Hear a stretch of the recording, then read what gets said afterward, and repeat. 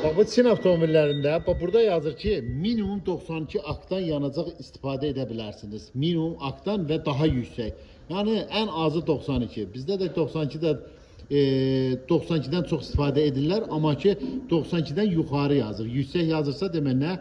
Ən azı 95 premium istifadə etmək lazımdır bu Çin avtomobillərinə və daha yüksək. Hətta 98-dən də istifadə etməyə icazə verir. Burada nə yazır bilirsiniz? Burada da yazır ki, burada da yazır ki, bu çənin qapağını açdınız, düzdür, bax, açıldı. Bunu bağlayandan sonra, bax, bağlayırsan, tam, bax, bağladın. 3 dəfə deyir, bax, bu cırtıltı səs gələcəyi. Bunu deyir, 3 dəfədən artıq eləməyin. Enjektorun işığı yanacaq, bax, bax.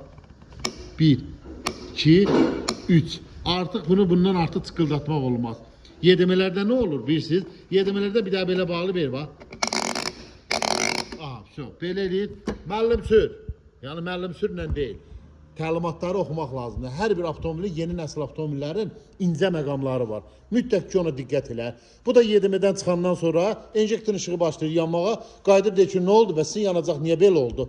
İndiyə kimi yanacaqda problem yox idi. Niyə enjektorumuzun işığı yandı bizim? Başlayır burada mini sporlar gedir. Ona görə də adi yedemə işçiləri də olsa incə məqamlara diqqət eləsinlər ki, müştərilər arasında da problem olmasın. Diqqətinizə görə çox sağ olun.